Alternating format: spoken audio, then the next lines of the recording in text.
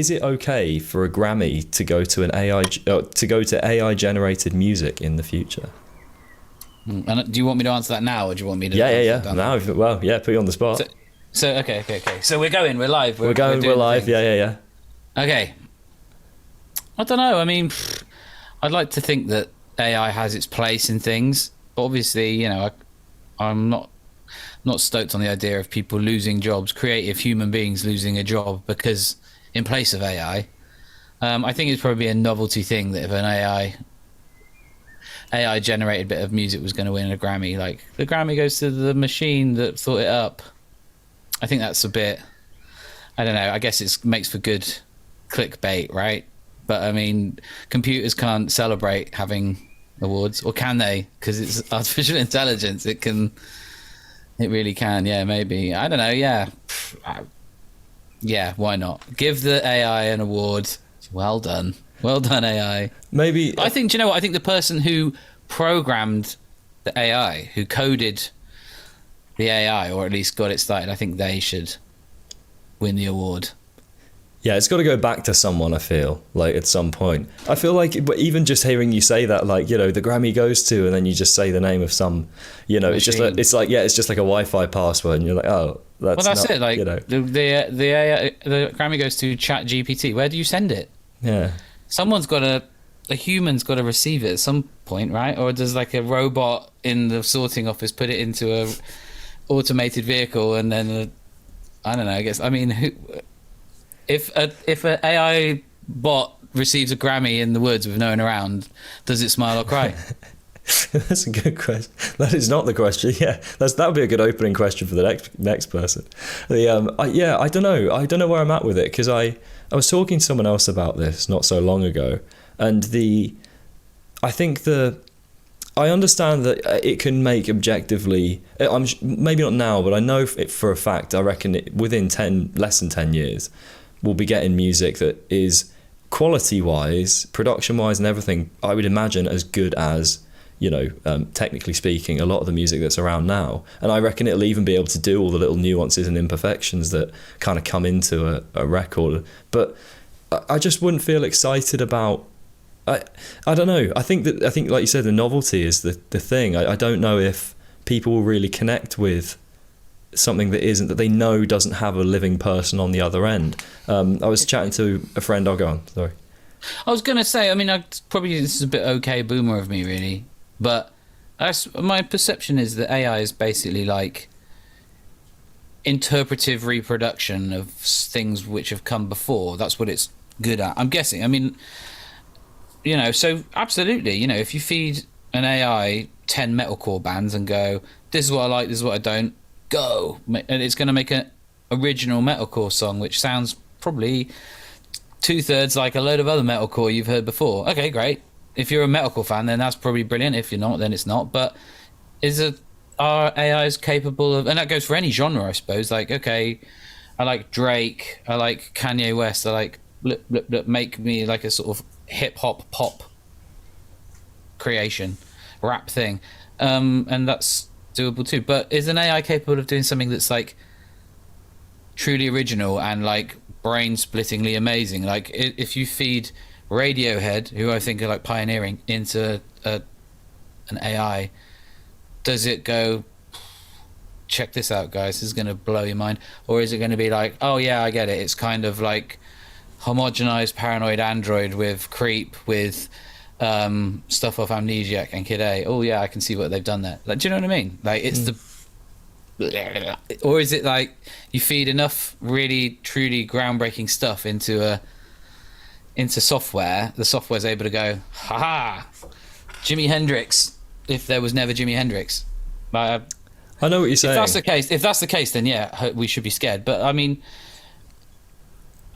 I'm not threatened by software that just reinterprets things that have come before, because yeah, I mean, there's only so many notes and so many chords and so many time signatures that are like enjoyable to the human ear or workable, that it's like, yeah, it's like the monkeys typing complete works of Shakespeare, and it's like it's going to churn out great stuff. Great, brilliant. I think it sucks that people would lose an income, because it's hard enough to make money in music as is, but I don't think it's a bad thing necessarily. I think it's good, makes for good clickbait. Yeah, but is it like truly original stuff that's going to be churning out, like groundbreaking, genre-breaking stuff? I don't know. I haven't heard any of that yet. I've just heard like, oh, it sounds like John Lennon singing Wonderwall.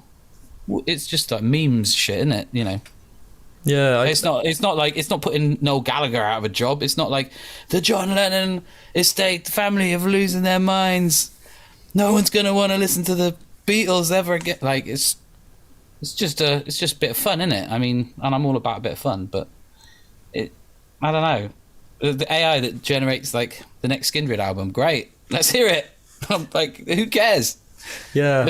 I don't think it's gonna like take any Skindred fans away. I don't think so, but. Yeah, I don't know. I think the big thing is like, I think you got to ask like, what do you value when you listen to music? Because if all you value is, some of my favorite songs are, I think why I really resonate with them is I can resonate with the feeling that they create, and sort of in some way sort of empathize with whoever I feel might be on the other end, even if I don't know the musician that well. I feel like it's sort of a retelling of their story in some way, or how they think about things. And I'm not really interested in sort of an artificial version of that. Like I just want to, and I was chatting to someone, there's a couple of people where I said, like, if I play like online chess every now and again, it's a bit of a sort of boredom killer, I guess. Right. And I never play against a robot, ever. I just don't. The only time I would ever do it is if I wanted to like improve. I wouldn't do it as just for pure pleasure, because I want to know that I'm actually interacting with someone, and the competitive, it's not just like a competitive thing. It's I want to be like, you want to connect. Yeah, it's some sort of form of connection, even if it's just like a little profile picture and and the funny thing is, if I'd been playing against robots the whole time and didn't know about it, then I don't know. But it's because I know that there's a person at the other end, and then when I beat them, I feel great about myself. Well, that's it, because I think at the end of the day, humans want to like connect with other humans, at the end of the day.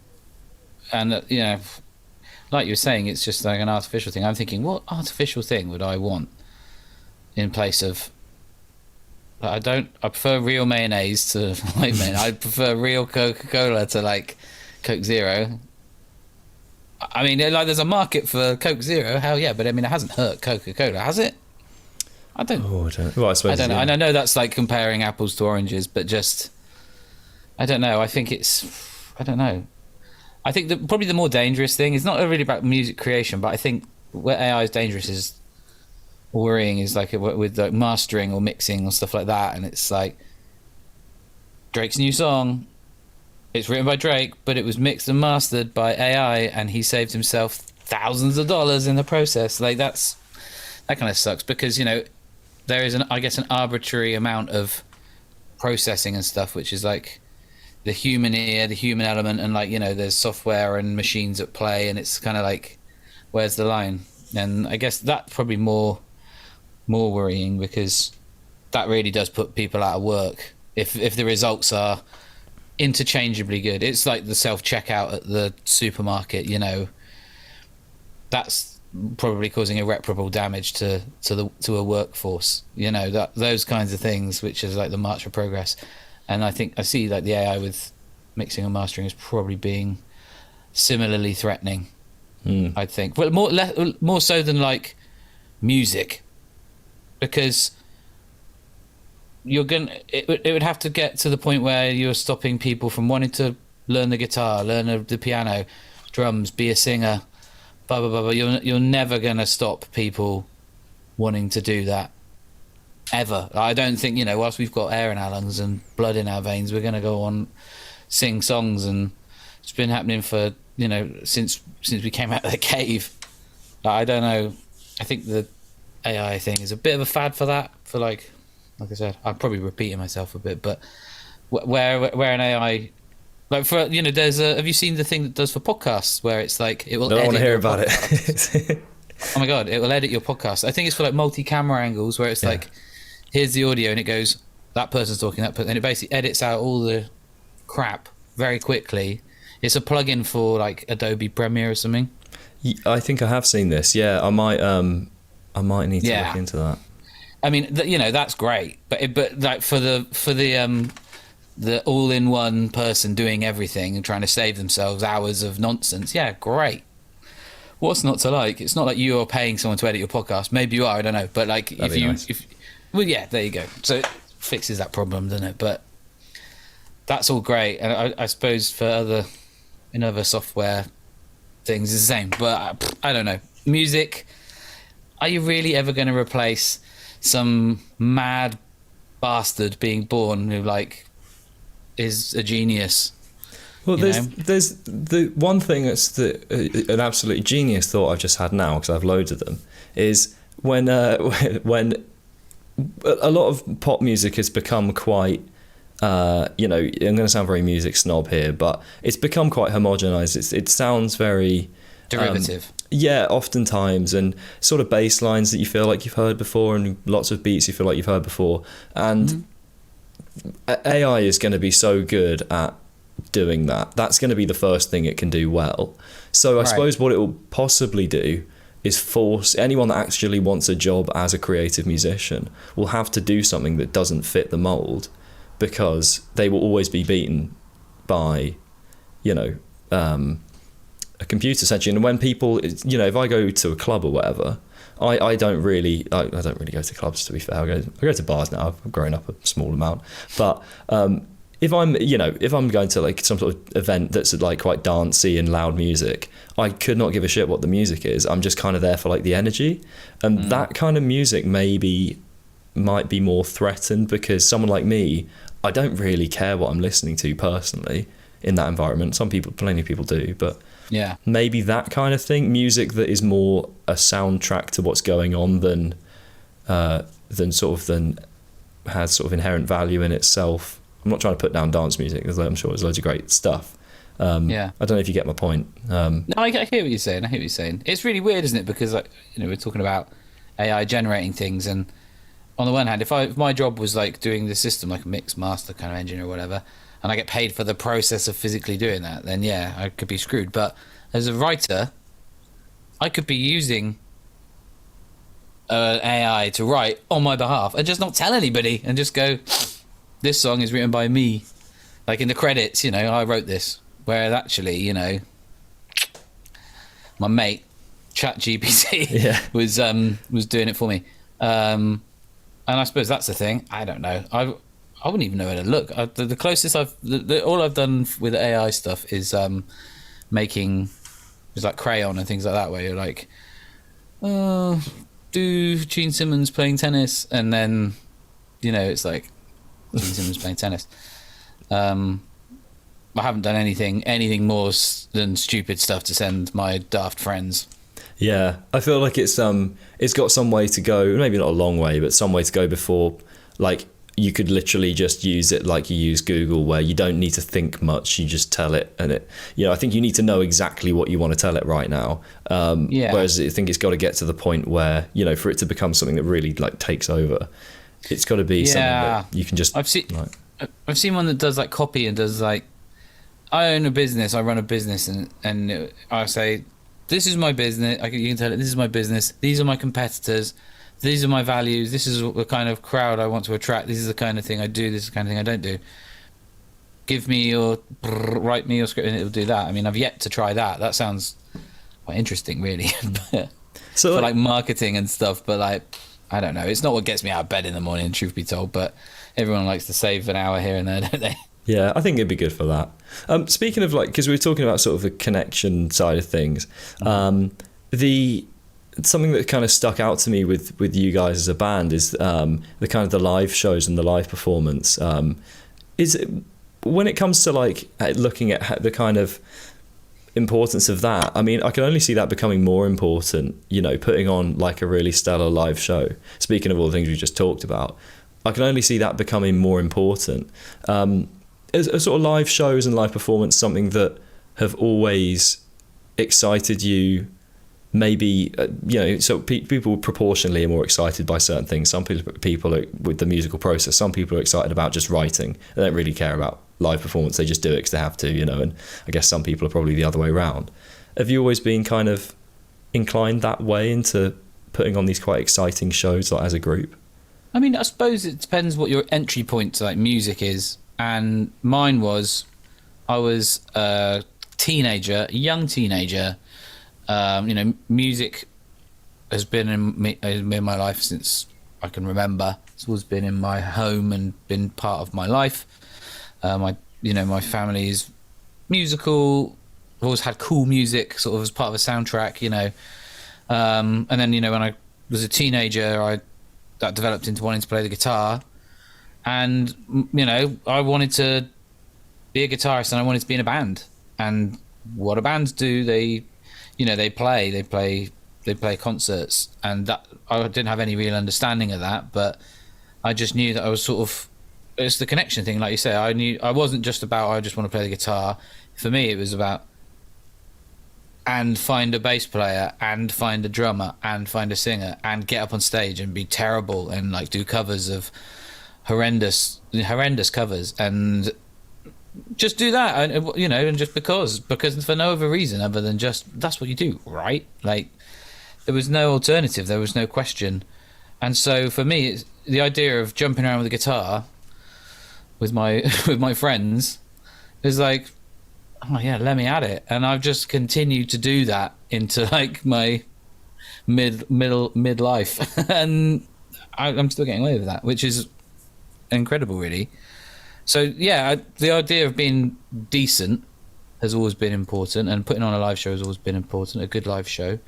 And I'm fortunate that the band I ended up in, that by coincidence, I suppose, just was part of our thing. I don't think Benji was ever going to be, I don't think he was destined to ever be mediocre. He's a performer, so our live shows are always, he's just he's a show person and people want to watch, and he's entertaining. And so I've been very lucky that I've sort of been able to just blend in with that and sort of come up to that bar, and all I do is play the songs and I shake myself around a little bit. I'm not doing like backflips and I'm not playing like incredible stuff. It's pretty like, it's low key. It's low key on my end. I don't know. I mean, I know the band brings a lot of energy to the performances. It's a team effort, but it sort of starts with Benji. Really, I think he's a big part of that. And like you were saying, as a side point of just what the question you were asking, for me, my entry point was always the social element of music, the other people involved. It was about playing with your mates in front of your other mates, and your mates telling you, yeah, wicked. Like, that's a really rudimentary, nice thing to do as a young person coming up. And I was very lucky that it evolved into more than that. But for example, I do a bit of work with BIM University. I do like auditioning for them sometimes. In lockdown, I sort of was getting into other stuff because we couldn't tour, and that was one of the things I started doing. I'm still doing it now, and I meet lots of young musicians who are wanting a career in music. And one person who really just blew my mind was this young lad who was a brilliant guitar player. And when I was asking him about, what do you see yourself doing? What do you want to do? What do you want to get out of all this? He was like, I want to be a YouTube guitarist. I was like, okay, cool, yeah. So tell me about your music experience. Like, what do you have? Like, have you been in a band? Nope. Never played another note. Never played a note with another human. I've never played my guitar out of this room that I'm sat in now. And they've been playing guitar for like 12 years or something. And it was so far away from anything I'd ever sort of thought of the guitar. It's the same bit of wood and metal with strings on it, and I'd fool around on it and write songs and jump around and act like a bit of a fool. But this person was like studious and had no interest in interacting with other people and like furthering what they do as a social thing, which I found so alien and so like, kudos and fair play, and you're going to be amazing, I'm sure, and you make a massive career out of it probably. But it was so far away from anything I'd ever experienced in music and playing and guitars and the social aspect, the connection, playing in front of people, the whites of the eyes, the sweat, the noise, the volume, all of that was like, yeah, let me add it. The idea of playing by myself, for myself, to a faceless audience without any engagement, like human engagement, real human engagement, or like being challenged or compromised, or any of the stuff that comes with just, you know, coming of age, and just completely different. Yeah. And I'm not saying that that's bad at all. I'm really not. I'm more power to anyone going down that road. Absolutely. I have a YouTube channel because it's a great way to, like, you know, get in front of people. But it's by no means my main thing. And yeah, just the idea of, like you said, the lack of the human element, the lack of connection. I couldn't imagine anything worse. Being left to my own devices with a guitar and a load of camera gear and going self-editing, and just, yeah, I couldn't do that. Not as just my only thing. I would have to have other things. I would have to have other avenues, working with other people, collaborating, you know. I think for me that's a huge part of what music's about. I can't imagine being in a band where I call the shots and I'm in charge, and and everyone just goes, yes, whatever you say. I can't imagine anything worse. I want to be challenged. I want to get into it. I want to have a fight. I want to be like, no, you're the wanker, mate. I'm right, you're wrong. And do all that, you know. That, to me, that's what being in a band is all about, and playing kick-ass live shows. Yeah. It's it seems like you're kind of very, they say it's important to kind of follow what you love. With, it's a cliche for a reason, I guess. Is it, is that? I guess it's somewhat a cliche question, but has that made it easier for you? To maybe push past the harder moments career-wise, just because I know certainly at times there's been times where I've sort of maybe doubted myself or wondered like where I'm going, but I've never considered other options, I think that's it, because what's the alternative? You know what I mean? It's like, this is what I'm doing, I've just got to keep pushing forward one way or another. And I'm sorry for interrupting you, but I think what you were asking is being part of that team, perhaps, like, is that part of what spurs you on? And if that's what you were kind of getting at, absolutely, yeah. And I feel for people who don't have that, who have like their one person army, and they do it all, and they've got to motivate themselves, and they haven't got anyone to sort of check in with. I think that's I take my hat off to that, because that's a really hard thing to do, to be there, to motivate yourself, to show up for yourself, and to keep pushing yourself forward, and do that. That's huge, I think. And for me, being a part of a team, I guess I've just always done that. Anything where I've been like, right, it's just me, I kind of, nothing gets done as much. Unfortunately, I'm kind of like, I hate to say, I'm more motivated by when I know someone else is like going, have you done that thing yet? I know that's a bit of a kick up the arse, like, oh, I've got to do that thing for them. Like, it's like having a personal trainer. Like, if you just at the gym, you're like, oh, I'll go tomorrow sometimes. But like when you got a trainer, it's like, well, I've got to go. I haven't got any choice. I've paid for them. They're waiting for me. I've got to be there. I can't let them down. I'm like, I don't know. I'll just take this morning off. Yeah, I think I'm like, oh, go on. No, I was going to say, it's the same, I'm probably a bit the same with music. I need my ass kicking a little bit about stuff. I have good ideas, I believe that, and I have good intuition, but I'm not the most organised, and sometimes not the most motivated, and I do enjoy being part of a team which sort of fills in that, you kind of, you ebb and flow with that. Sometimes I'm massively organised, sometimes I'm massively motivated, but for when the times that you aren't, there are those other people who sort of pick you up on that. You talked about kind of, you mentioned sort of Benji earlier as well, that being the sort of sum of the people around you, I think is something I've certainly acknowledged in recent times. I found, recently I spent a lot more time interacting just with musicians, even people that I don't necessarily think I'd be very surprised if I ended up working with, just in very different worlds.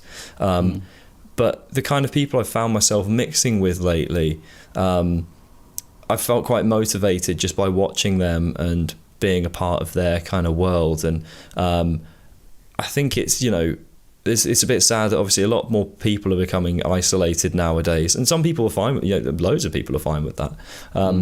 But you don't necessarily, it's double-edged sword. You miss out on all the shitty people, but you perhaps miss out on those positive interactions that you would have had if you were, you're talking about this guy who wants to be sort of like an online guitar player, and maybe he's, it's great, and I don't have any, I could, I can see the appeal for sure. But there was nothing wrong with that. I'm saying that this person had never had the gumption to share their music with one of their mates. That was just, it was like, no, like I would give my left arm for like a killer subscriber base and all that stuff on YouTube. That's great. Like, I look up to so many guitarists who have a massive presence on YouTube. That wasn't what I was saying though. The idea that this lad, it had never really crossed his mind, or not crossed his mind, but his motivation certainly wasn't sharing the enjoyment of music with others in a sort of playing way. That's what I meant. Sorry to interrupt. Oh no! I think I wanted to be clear. No. Yeah, of course. I think it's that kind of. I think that the reason I maybe couldn't. One of the reasons I personally couldn't do it is missing out on that. Not just connection, but being brought up by some of the people around you. I guess it's maybe harder to tap into the positive influences that you get just from being around these people, if you're on your own. What have you found that's kind of, how is that kind of surrounding yourself with the right people? Is that something you've obviously you found a band that I assume that they're the right people, given you've been doing it for a while? I mean there's definitely a chemistry there, and in some ways definitely surrounded by the right people. I do believe to some extent this kind of like yin and yang thing, where you pick up each other's slack and you fill in each other, you complement each other in certain ways. And I think it's important to know your skills, know your strength, and know your weaknesses, and know others, and kind of be real about that, and know what you're good at, know what you suck at, and be okay with that, and be upfront and honest about it, and the people around you to be the same. We've got a lot we care about each other. I think we know what each other are about. We know how to press each other's buttons, know how to not press each other's buttons, how to like tiptoe around each other. Just because I'm in 20 plus year relationship with 3 other guys. I also believe, I don't know if you ever watched, I said this the other day, which is why it's on my mind. I don't know if you ever watched Red Dwarf when it was on. No, I didn't. No.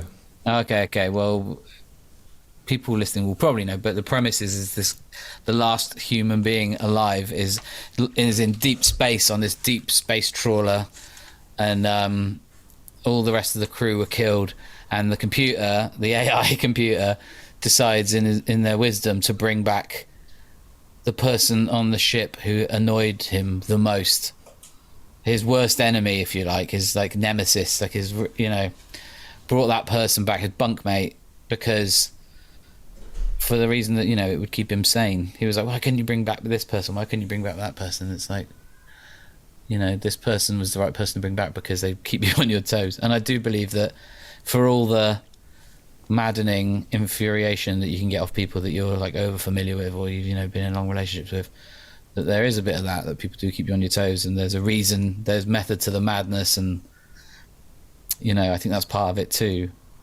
I think any great partnership is paved on problematic behavior and problematic interactions, and having differences, and as well as the ability to compromise and see each other's strengths and weaknesses, that kind of thing.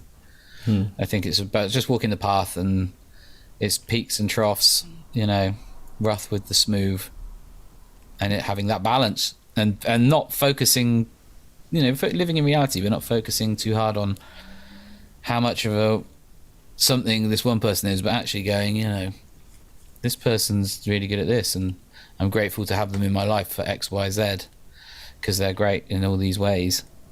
And I think that's part of, that's part of keeping it going for 20 plus years, is to be able to step back from it and go, the good outweighs the bad, in all of it. Yeah, it's very easy, I think, with I'll certainly be guilty of it, where if someone's if there's something about someone that you don't like for whatever reason, it's hard to avoid letting that outweigh literally everything that you do like about them. I agree. Obviously if it's just a small little annoying little thing, it's that's not those sort of things, but it's difficult to dismiss those things. I think that's probably I imagine that's probably a small key to being a successful kind of interactive person, is to being able to sort of push those things aside. I think it's quite difficult. To find a way to live with them rather than be in denial or push things aside, but to find a way to live with it and to honour it and accept things for how they are and have some acceptance for things. I think, because it's tricky. All we can control is our own behaviour and our own expectations. Can't control other people, can't change other people. What you can control is yourself as best you can, and so that's the way forward, really, is just to accept people for who they are, and good or bad, and just keep pushing forward. Do you have any sort of examples in your life you could point to where you think either you did sort of have that kind of self not self-belief, but self-driven kind of thing where you instead of sort of blaming things on other people, you kind of have this internal kind of sense of control to try and push yourself forward in life? Are there moments in life that you can kind of point to where you've done that, or maybe where you haven't and you wish you had, kind of thing? Yeah, absolutely. In positive ways, in more or less heavy ways, I always knew I could have a crack at being like a guitar player. And even when I was a kid, I wasn't like, oh my God, I'm amazing. I'm not. I was just like, I think I could have a crack at it. I had a limited amount of self-belief, and I believe on a wider level that small amount of self-belief is all it really takes, is to have a fair crack of the whip at something. And we stifle ourselves with all the reasons why we can't do something or why it won't work, and that's far more destructive than just having a little bit of faith in, I think I could have a crack at that. It starts in anything. I had no place starting a effects pedal company. I didn't know what I was doing. Got some advice, and then I was like, just had got a couple of people talking to me and got me dismantled all the reasons why I couldn't do it, and it sort of and panned out.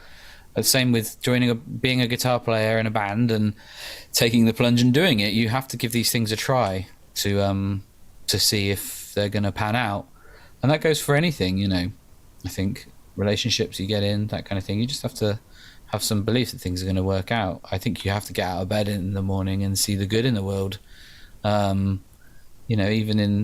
Even with so much bad stuff out there, I do believe that. And I'm a divorced dad.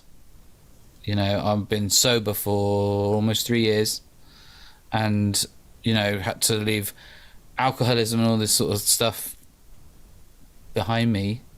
And well, not that you ever leave that behind you, but what I'm saying is I'm not a drinking person in this period of my life, which is fantastic.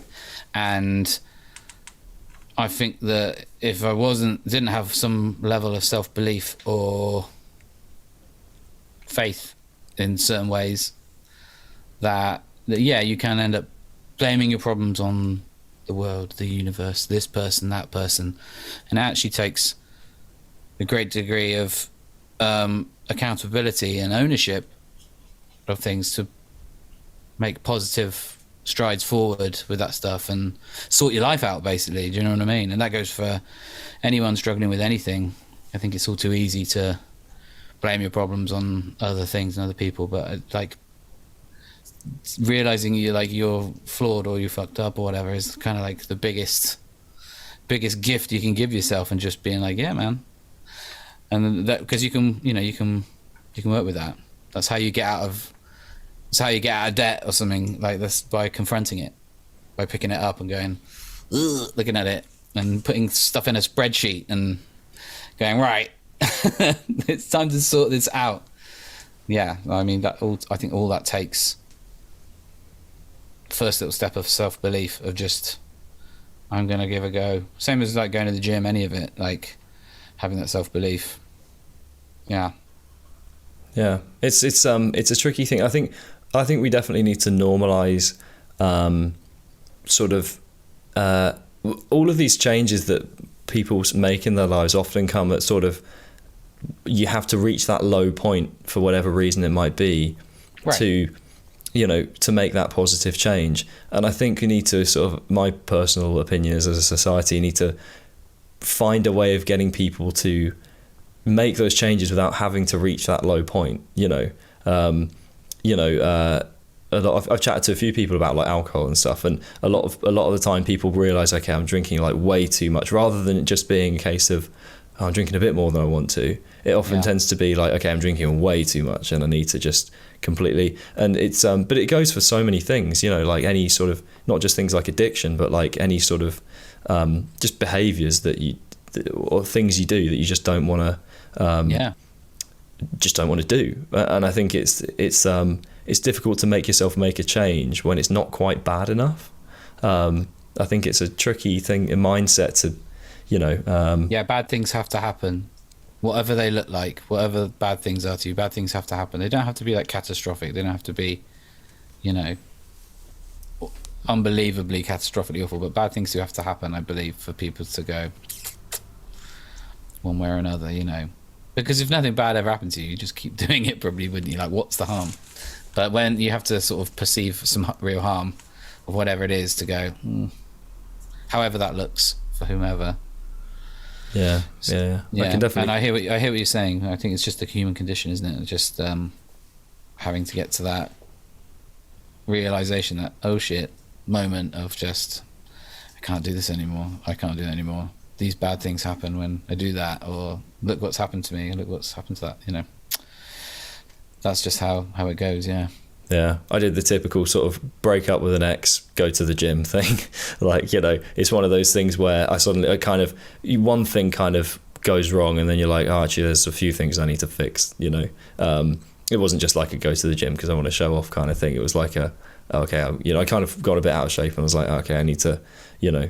Well, it's self-care, isn't it? Like, you know, it's the sort of one of the tenets of self-care. It's where it's like it all sort of flows down from that. Like, the relationship you have with your body is like number one, and you start getting that, you know, better, then the next, you know, your relationship with your mind follows in suit, you know, and then your relationships with other people as well. But you have to get right with, I think, your physical self is like something you have to get right with in order for if you let that go to shit, then everything else goes to shit. But like, your health's first and foremost, and just, it's not about like check out how ripped I am or any of that. It's about feeling good, and, you know, looking good as like a side thing, I guess.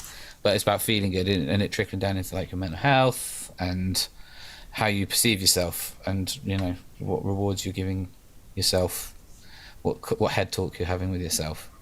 Yeah, no, totally. It's just it's a good thing all around. Yeah. Looking after oneself. Yeah, with so you brought up your sort of your pedal company, and just generally speaking, with your kind of with the sound and the sort of tones you get from sort of your guitar and the sort of creative sound you have, you know, some people, there's a definite spectrum in guitar players of control over or care for how much they sort of influence their sound. I fall a bit more into the category of kind of just give me something and I'll play it. You know, I obviously want it to sound as good as it can sound, you know, but I kind of just want to pick it up and play, and I don't tend to go. I'm more interested maybe now, but I don't tend to go so much into the figuring out the sound I like, and I probably really should. The analogy I always use is I was always really bad at making a a like custom class in Call of Duty.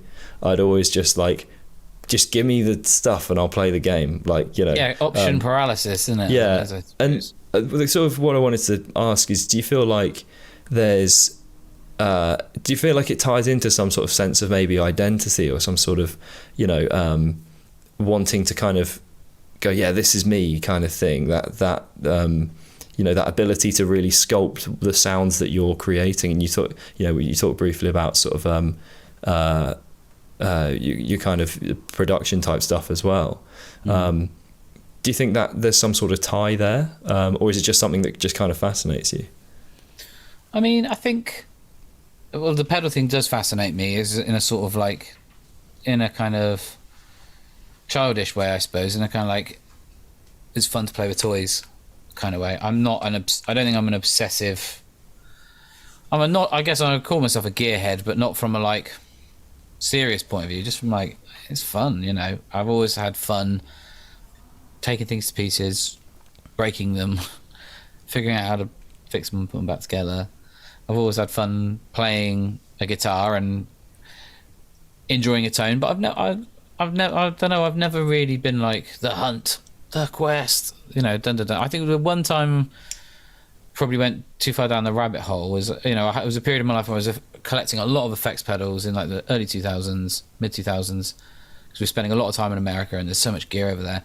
And I had loads of pedals, and they were all sort of like in boxes and stuff. And then we went to record an album. We did Roots Rock Riot in the US with a producer called Matt Squire, and I had all these pedals, and I was like determined to get every sort of pedal on the record and be like every little bit, and you know, it just sort of took over really. And like the producer was just not interested. He was like, I was like, I need time to dial in the delay sound. He was like, sounds fine to me.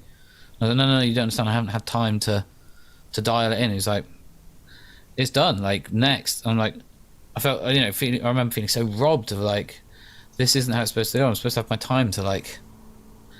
And you know, well, and quickly after that, it was, in hindsight, it was like, yeah, it's just bollocks, really. You know, it's just.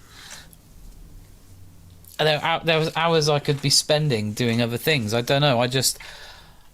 It's about not settling, but just knowing when something's okay is a skill, and that's something you learn over time. I think over a lifetime, knowing what you like, and knowing that that's the whole gear thing in general. Is like, I own loads of stuff.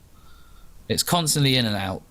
Buy, sell, and the idea is like, in my mind, I'm like, I want to own less stuff period of my life, and it's like, and then I want to have loads of crap period of my life, and none of it really makes you more creative, I don't believe. I think it's nice to have stuff available and like quick things up that you can go, this is I love this thing and it does a certain thing, and I don't want to pack it away in a box under the bed. I want to like have it out and turn it on and do the thing. If you get enjoyment from it and it inspires you, that kind of thing, I'm all about that. And if you have a whole load of that, brilliant.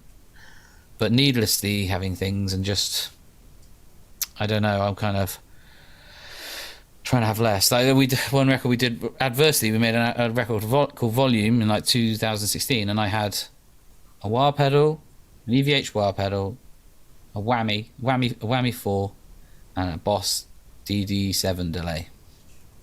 And that was it.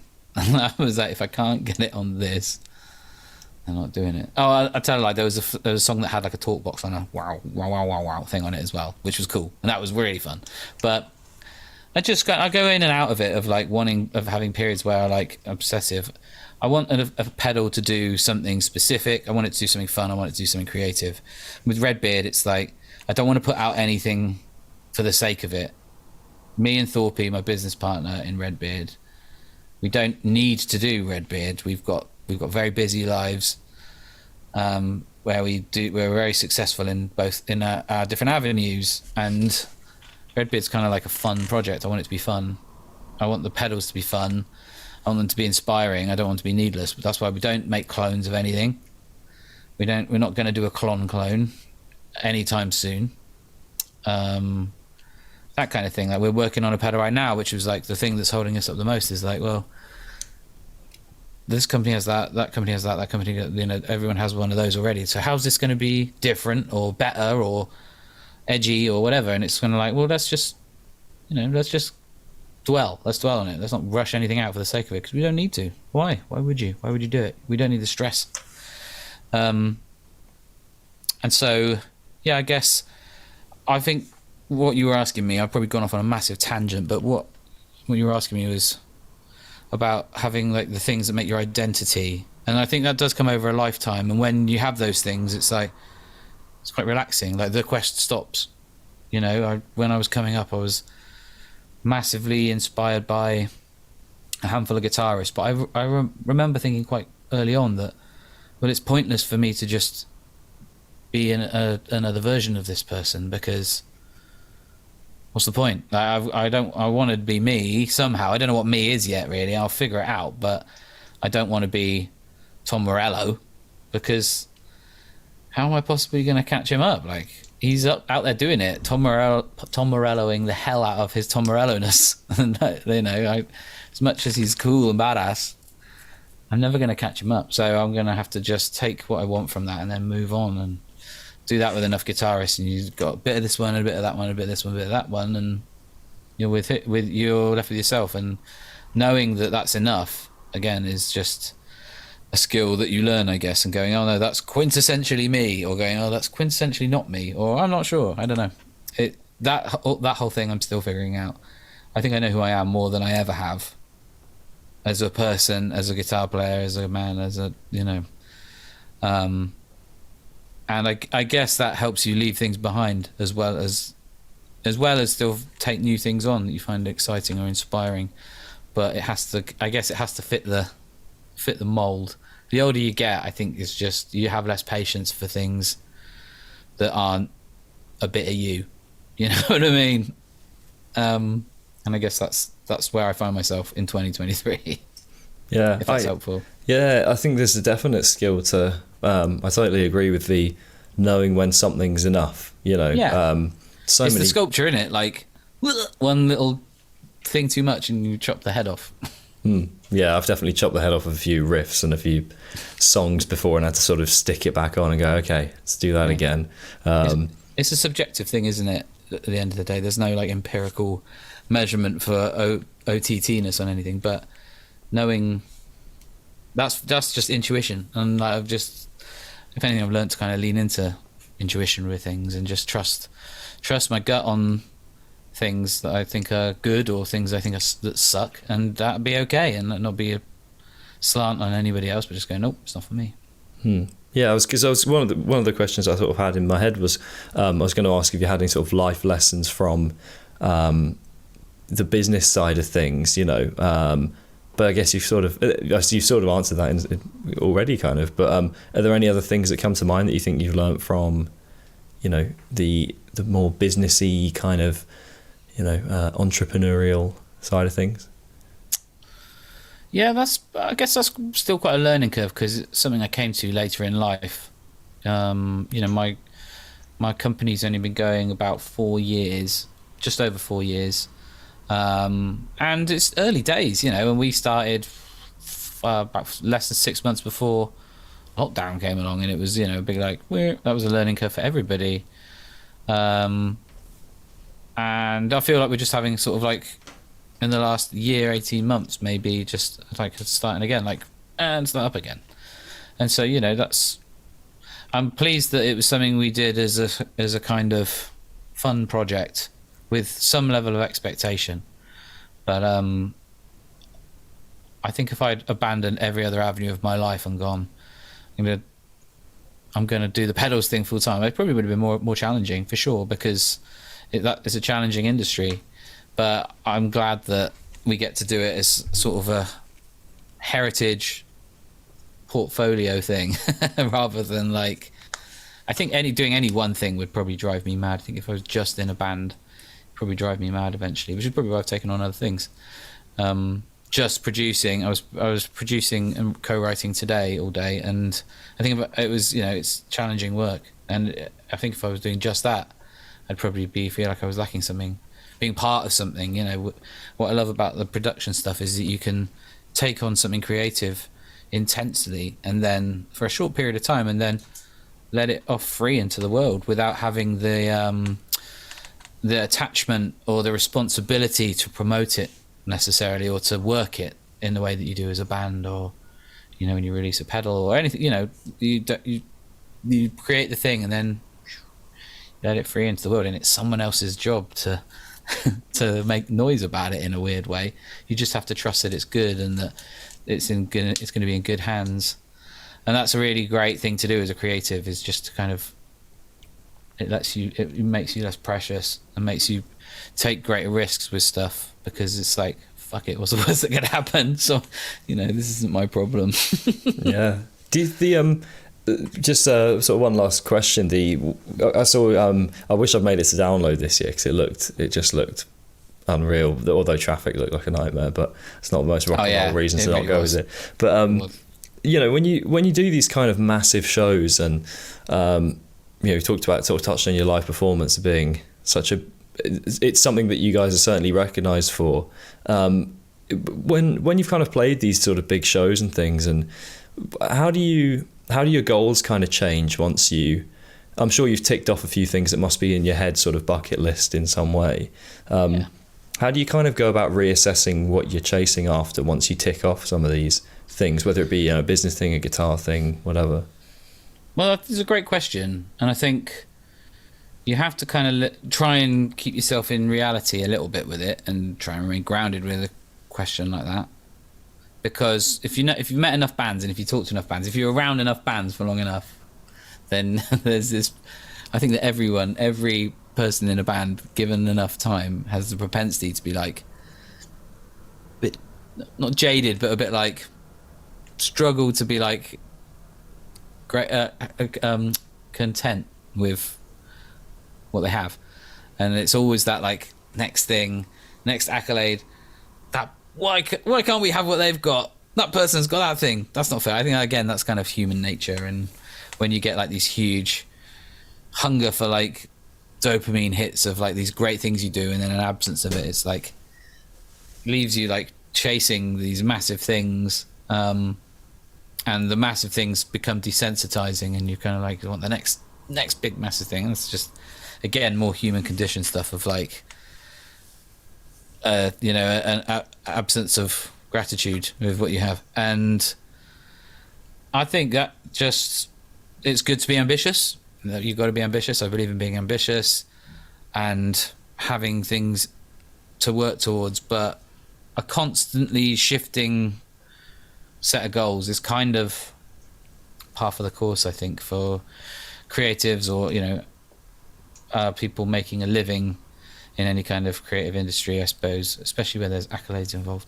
But yeah, I think as much as it's important to be ambitious and keep striving for stuff, I think it's important to be really aware of where you came from and how different that looks now, and having gratitude for where you're at, and knowing that, like we said earlier, like, well, what would be the alternative? If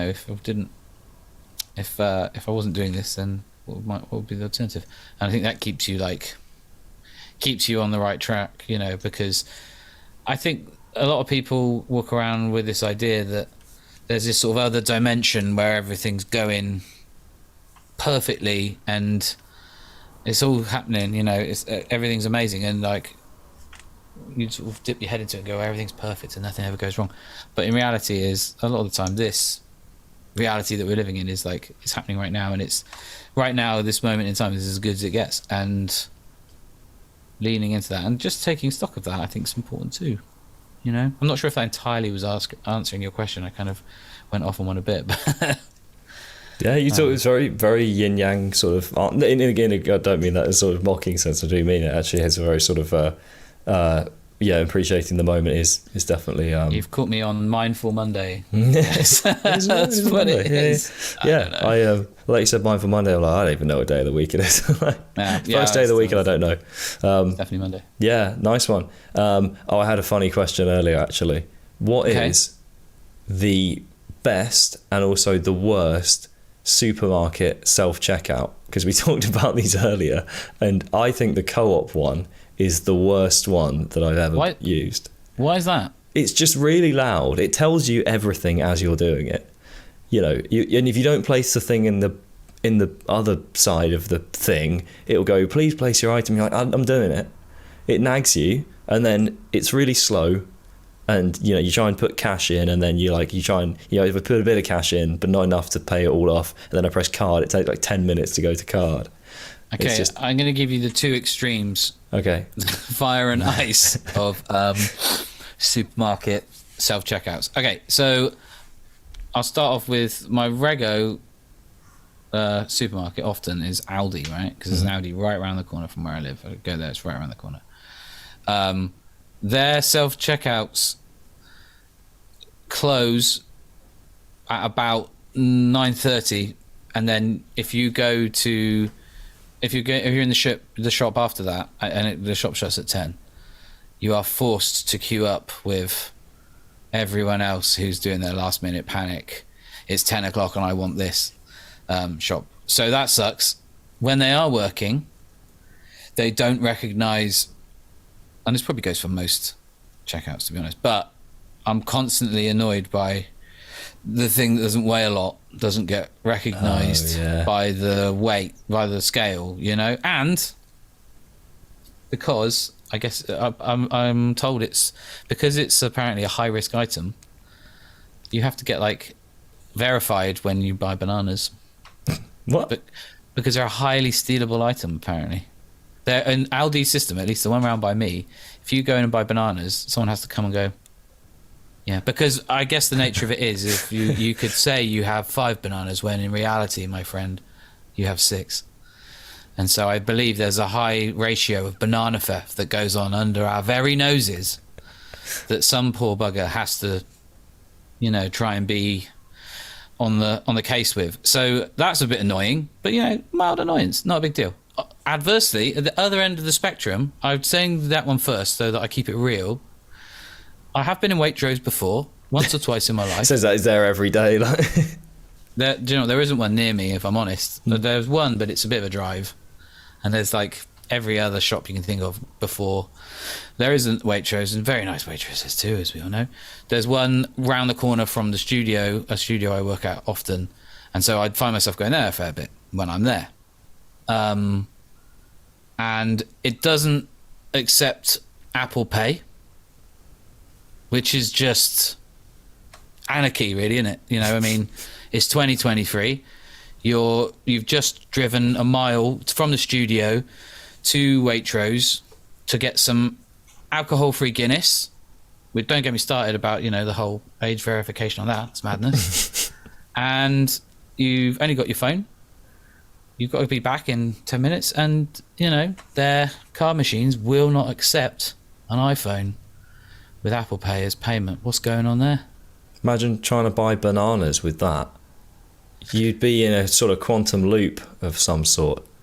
Yeah, the only thing that could be possibly worse is if you accidentally said you had 5 when there was 6 and you've got alcohol-free Guinness and no means to pay for it. I mean, that's like a maelstrom of judgment from, you know, the powers that be, the person what comes around and says with their little key, little fob, and goes, boop, yeah, you're good. Wild. Yeah. So yeah, that's either end of like the poverty spectrum. My experiences with self-checkouts, which I found frustrating. Yeah. The other thing is, it's some of the self-checkouts are better for stealing bags if you want a bag. Like some of them notice that there's a bag there, others don't. Yes. More often than not, they do notice though. So, and then they get.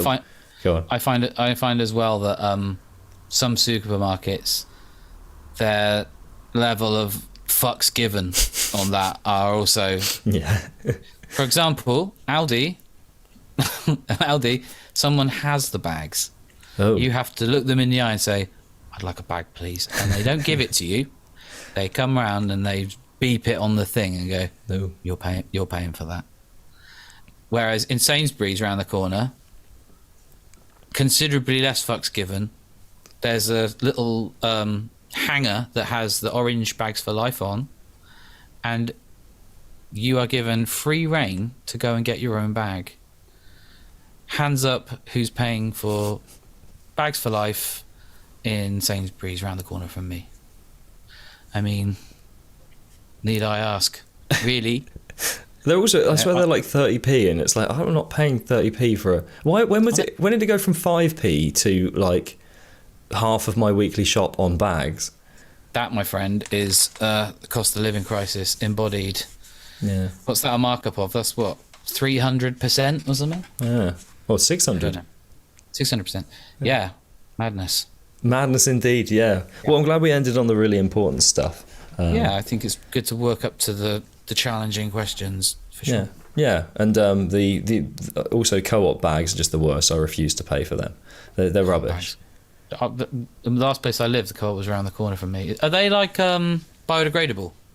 I think they're just degradable in the air that they are in. They're so crap. Like they're like the kind of slightly rubbery green, translucent. Yeah. They're like they're compostable. Yeah, they are. They're a bit. It's shite.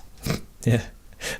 Well, okay. Give me a high density polythene. Don't let this near your child bag any day of the week. That's how I want to carry my Guinness around. Thanks. Yeah, Guinness and bananas. Yeah, Guinness and bananas will not be carried by some hoity-toity biodegradable bag. I'm all about the green stuff, to be perfectly honest. But I know what you're saying. They are a bit shit, aren't they? Yeah. And on that note, so on that bombshell. Yeah. So I need a question now to start my next conversation. Okay. For the next guest, I would love to know is there a person in your life who has radically changed the course of your life and they have absolutely no idea? Who is that person and what's the story? Oh, I really like that. And it has to be someone that doesn't know they've done it. Yeah, for example, I like that. I think that's good. Well, yeah, for example, it was a teacher at school or something like that who you really check for them, but you can possibly tell them because you're like 15 and teachers are dicks and all that. So you get on with your life, and then next thing you know, you're like an adult, and it's like, wow, that person was like seriously awesome and check for me and blah blah blah. Something like for example, it could be that, and you just want to be able to tell them, but you can't. Yeah. Or maybe you do still know that person, but you just possibly couldn't give away the secret that person had a massive impact on you and blah blah blah blah blah. It could be a famous person out there, they inspired me XYZ. Yeah, that's I like that one. I like the sort of the caveat. Oh, ouch! I like the little caveat at the end. That's good. So also an artist. You're an artist for. Oh yeah. Okay. So I'm going to say listen to a band called North Atlas. They're a new-ish upcoming band from Scotland. They're kind of like industrial, cinematic, like great killer rock band that I've been working with and doing some songwriting with. And yeah, they're releasing singles at the moment and really vibey. Sick. It's kind of like Scottish tinged, like I wouldn't say Viking, because like if you say Viking, it conjures up all kinds of stuff that isn't necessarily appropriate. But it's like more rock, more metal, 9 Inch Nails vibes, but with like this kind of like tribal, like Gaelic tribal sensibility, but it's really cool. And they have big banging choruses and killer tones, and yeah, very cool. North Atlas, go check it out. Wicked, cool. So, and then anything you want to plug to the world for your own purposes? I know you got some. Okay, this is my moment. So, basically, Skindred have got an album coming out on August the 4th on Earache Records called Smile.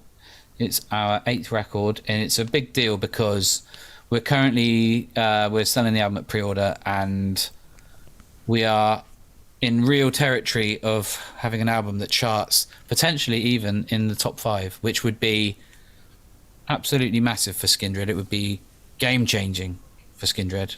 It's not like, oh, if you buy the record, I make more money. It's not really like that. It doesn't really work like that. I won't make a penny off the record. That's not the point. But what it does mean is that it just grows the band in a way that adds years to my life. And if you're a fan of the band in any way and you want to help the band, the best thing you could do in this moment is pre-order the album from earache.com/Skindred and get as many different formats of it as possible, because then Skindred stand a real chance of having a top 5 record, which is something that's never happened for us before. And as I said, it would be absolutely game-changing. It wouldn't just be like a pat on the back. It would be like you would see Skindred in receipt of bigger and better things in their world. Better slots at festivals, bigger shows, all that good stuff. That's how it works, people. It's all about getting a record to chart. So go and buy the record, support Skindred, and I will buy you a drink. Awesome. You have my word. It's a lot of drinks. Yeah, I'm gonna renege on the drinks buying, but if I do see you, I bought your album because I heard you on that podcast. I seriously would buy you a drink. Actually, this will be a test of how many listeners you have. The amount of people who say, I listened to the Turn That Shit Down podcast and I bought your record because of it, and now you owe me that drink. You're on. It's a deal. I will buy you a drink. See, what I could do now is do almost like a sort of I could say to a friend, I'll buy you 3/4 of a drink if you tell him that, and I'll take the quarter of the drink. And if I do that with enough friends, I could probably get like a few pints. There you go. So yeah, you didn't think that far ahead. You scratch my back, I'll scratch yours. Yeah, I'll buy you a pint. Yeah, exactly. Wicked. Well, on that note, thank you very much. Thanks, man.